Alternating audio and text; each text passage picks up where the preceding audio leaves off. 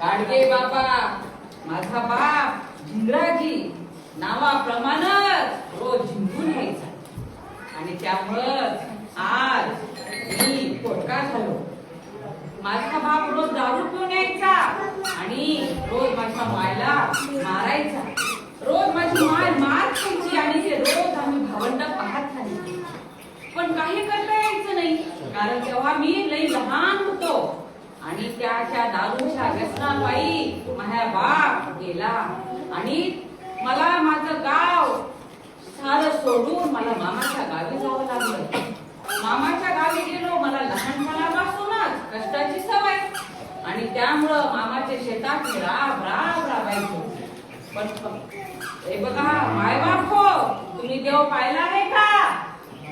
पाहिलाय नाही. देव कुठं राहतो माहिती आहे का? नाही. देव कुठं राहतो?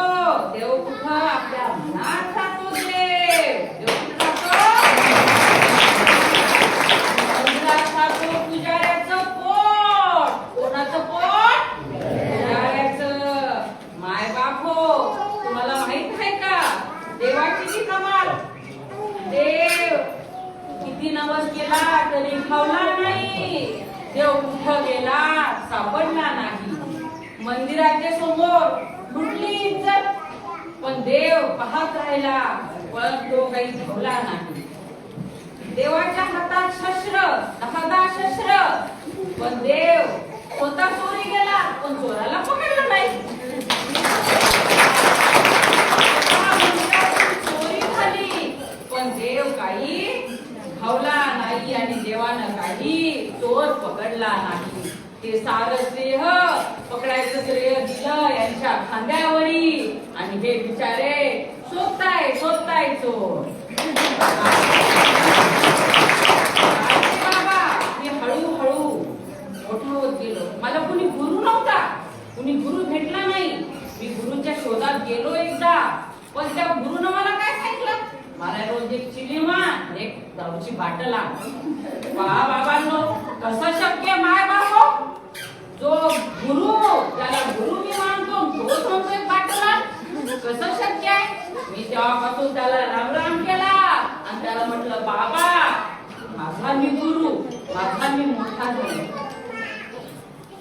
तर देव हा आपल्या मनात आहे आणि गाडगे बाबांची जी 10 सूत्र सांगितली. भुकेल्यांना तहानलेल्यांना तुम्ही मदत करा, गरिबांना मदत करा, जे नागडे मुगडे आहेत त्यांना तुम्ही कपडा द्या, त्यांची सेवा करा, गरिबांची सेवा करा, जे भटकलेले आहेत त्यांना आधार द्या, आपल्या मुलाबाळांना शिकवा. बघा आंबेडकर बाबांनी सुद्धा सांगितले की शिक्षण हे वाघिणीचं दूध आहे आणि जे तो दूध पिईल तो उरल्याशिवाय राहत नाही.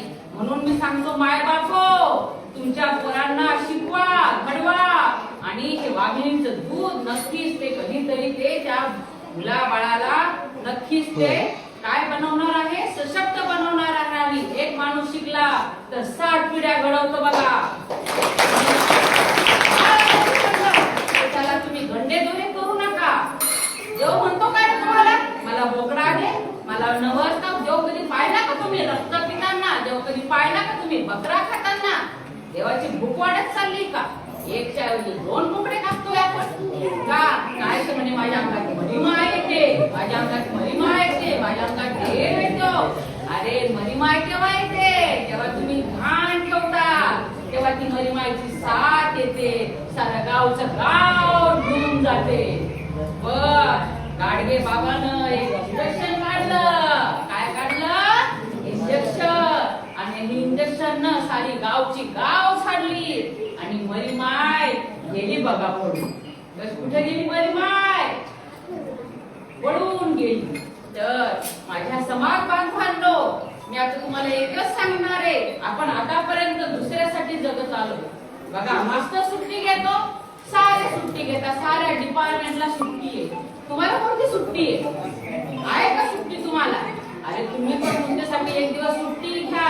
तुमच्या लेकरा बाळा पोरांना बायकोला फिरायला न्या, त्यांना त्यांची हौस करा.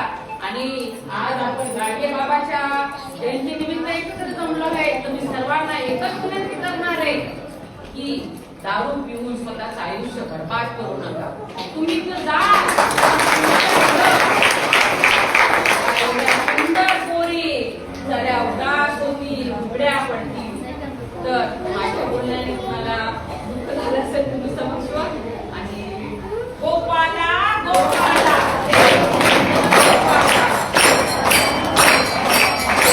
चॅनलला सबस्क्राईब करा, बेल आयकॉन बटन दाबा, लाईक करा, शेअर करा. धन्यवाद.